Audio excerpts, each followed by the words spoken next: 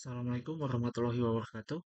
Perkenalkan, nama saya adalah Muhammad Ferizal Dirgantara dengan NIM 102042400163. Pada kesempatan ini, saya akan menjelaskan tentang tugas Week 14, Stream, dan File.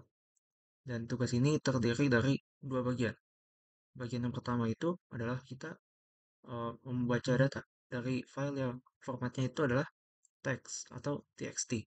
Dan yang kedua adalah menyimpan dan juga membaca objek dari file binary menggunakan serialisasi atau yang dalam bahasa Inggrisnya itu adalah serialize. Oke, kita mulai dari yang pertama adalah kita membuat dulu file dengan format teksnya ini. Ya, sini bisa dilihat di layar bahwa sudah saya buat file teksnya yang berisi nama dan juga NIM saya. Nah, selanjutnya kita berpindah ke main Java. Di main Java ini, saya menggunakan buffer trader untuk pembacaan filenya, supaya file readernya ini lebih efisien untuk membaca datanya. Setelah itu juga, saya menggunakan split sebagai pemisah, metode pemisah gitu, dan menggunakan koma sebagai tanda koma ini sebagai pemisah.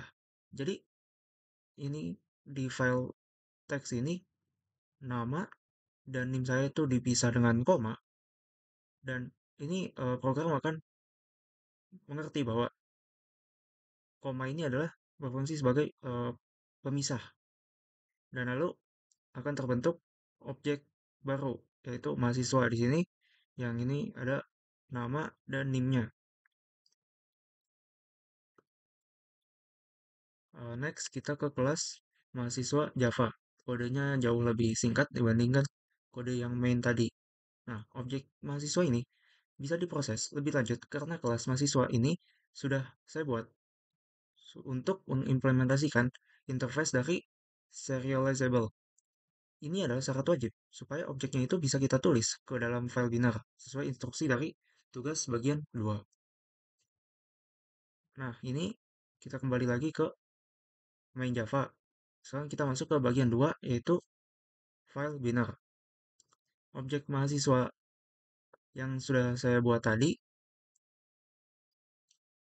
saya simpan ke dalam sebuah file bernama mahasiswa titik dat. Di sini ya. Nama file binarnya adalah mahasiswa titik dat. Dan proses ini disebut sebagai proses serialisasi atau serialize. Dan saya menggunakan objek output stream. Ya, di sini ya. Setelah proses penyimpanannya selesai, program ini juga akan langsung membaca kembali file mahasiswa titik dat tersebut. Proses ini disebut deserialisasi, deserialize. Dan saya di sini tuh menggunakan yang namanya objek input stream. Tujuannya adalah supaya untuk verifikasi nih objek yang telah berhasil disimpan dan bisa dibaca lagi tanpa ada kerusakan data. Untuk selanjutnya bisa langsung di run saja untuk demonstrasinya. Nah, bisa dilihat di layar bahwa outputnya ini sudah sesuai dengan apa yang ada di instruksi tugas.